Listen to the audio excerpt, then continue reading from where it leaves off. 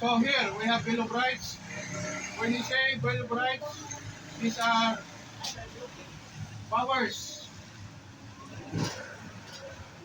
of uh, the constituent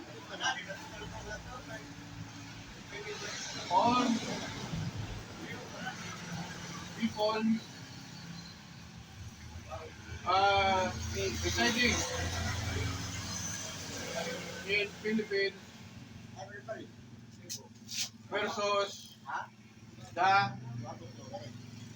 Republic of the Philippines. Okay? So, means to say, if the rights of the people of the Philippines or its citizen was being violated, so obviously, uh, we have the law. We have the Bill of Rights to protect our citizenry. So, so obviously, this is the sword of Damocles against the government if their rights are being violated. So, uh, again, just take note, we have 22 and we will just uh, consider those important Bill of Rights. So, first, we have the privacy, we have the freedom of religion,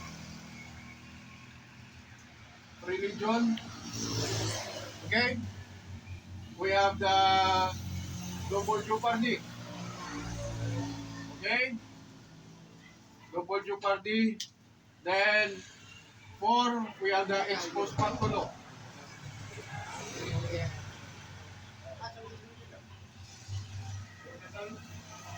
So, in privacy, the citizenry, their privacy must not violated.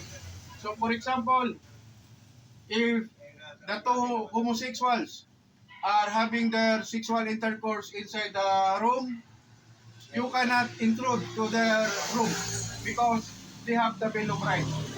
Okay? Next, we have freedom of religion.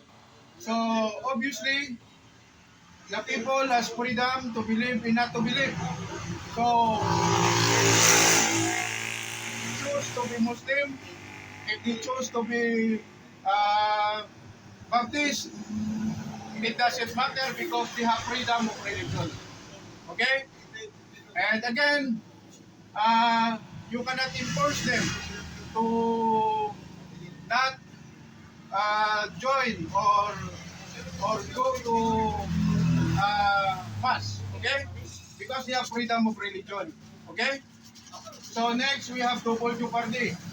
In double jeopardy, for example, you are being caught already in possession of drugs, then you was acquitted, and in subsequent month you was uh, tried again for dangerous drugs for the same case. Okay?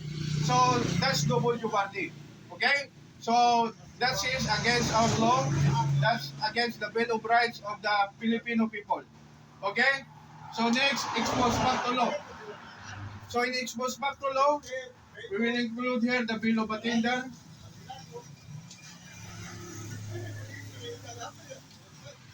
So in Bill of Attainder, for example, the action as of now is lawful. Then, with the passage of a new law, it becomes unlawful. So that's Bill of Attainder. So the law is unconstitutional. Okay? Because it creates violence to the 1987 Constitution.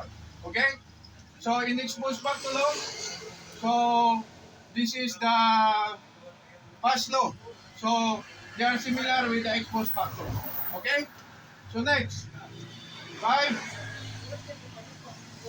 we have the freedom of freedom of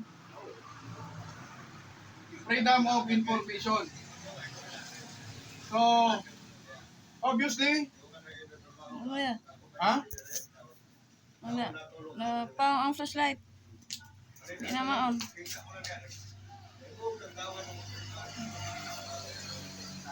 Bago lang.